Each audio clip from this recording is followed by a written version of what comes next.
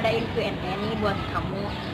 Aku tuh nggak ngerti soal Renaissance yang suka disebut Middle Age itu, pengertiannya sama penjelasannya tolong dong, aku sumpah nggak ngerti. Oh, jadi Renaissance itu berasal dari bahasa Prancis, yaitu dari kata re dan sance yang artinya lahir kembali. Jadi lahir kembali kebudayaan Romawi kuno gitu.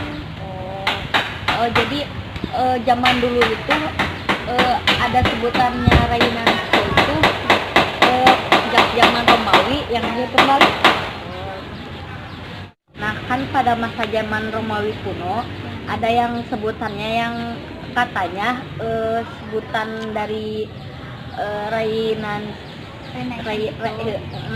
katanya ada yang disebut Middle Age. Middle Age itu apa? Nah, jadi gini, Middle Age itu masa di mana Eropa mengalami masa suram. Jadi semua kreativitas dan aktivitas manusia itu semua diatur oleh gereja. Jadi walaupun ada pemerintahan dan ada raja yang mengatur, tapi raja tidak berkuasa ketika gereja yang mengatur. Kenapa harus gereja gitu yang mengatur? Kan setiap masyarakat ada haknya untuk bisa mengatur semua. Kenapa gitu harus gereja terus yang harus bisa mengatur Middle Age itu? Oh, jadi pada masa itu kan pada saat jadi Renaissance itu masa dimana peralihan dari masa abad pertengahan ke abad modern. Jadi orang-orang di masa itu percaya bahwa keagamaan atau Kristen itu lebih mereka anut daripada pemerintahan. Jadi pada saat itu gereja itu mereka itu menganut agama Kristennya itu emang benar-benar melekat dalam diri mereka. Jadi dan pada saat itu kalau misalkan ada orang yang melanggar aturan gereja, maka gereja akan menindak tegas dan mereka akan membunuhnya langsung. Jadi mereka pada takut gitu. Jadi mereka nggak pernah melanggar pada saat itu. Oh gitu ya. Penjelasannya udah ngerti sekarang. Makasih ya Dek. Iya, sama-sama. Iya.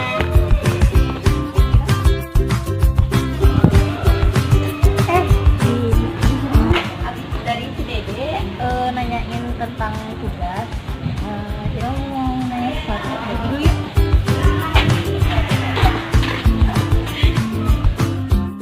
Gini Din, kira di sini mau nanya faktor pendorongnya Renaissance apa? Oh, menurut Michael de Sertaun, karena komunitas sosial masyarakat yang lama itu sudah tidak ada. Jadi Michael de Sertaun mengadakan komunitas masyarakat yang baru. Jadi kebudayaan yang lama itu sudah tidak ada dan sekarang munculnya kebudayaan baru. Jadi tergantikan yang baru, yang lama itu sudah tidak ada, yang baru muncul. Nah, Ira tahu pengaruhnya Rena itu apa? Jadi gini Din, pengaruhnya masyarakat tuh jadi lebih bebas dari ikatan agama. Jadi agamanya semakin kuat dan jadi agamanya tuh jadi semakin diremehkan. Oh, jadi semakin kuat agama jadi semakin diremehkan. Ya. Kalau misalnya agamanya lemah, pengaruh Renaissance itu bisa mengalahkan agama. Ya. Oh, jadi semakin agama kuat semakin diremehkan. Oh, jadi gini terciptanya nasionalisme, rasionalisme dan absolutisme. Oh, masyarakatnya berarti hanya mengandalkan agama. Kan tadi Dini yang nanya sama Dede ya. Nah, sekarang gantian Dede yang nanya sama Dini. Jadi kan pada masa Renaissance itu ada yang tokoh yang paling terkenal yaitu Leon Battista Alberti. Nah, itu siapa? Oh, jadi tokoh yang terkenal pada masa Renaissance. Dia mengatakan yaitu bahwa menegaskan bahwa manusia itu memiliki hak dan tidak selalu harus mengikuti aturan-aturan yang gereja itu. Jadi kata kebebasan, kata si Leon itu boleh pindah agama menurut dia, tapi ajaran gereja beda dengan ajaran si Leon.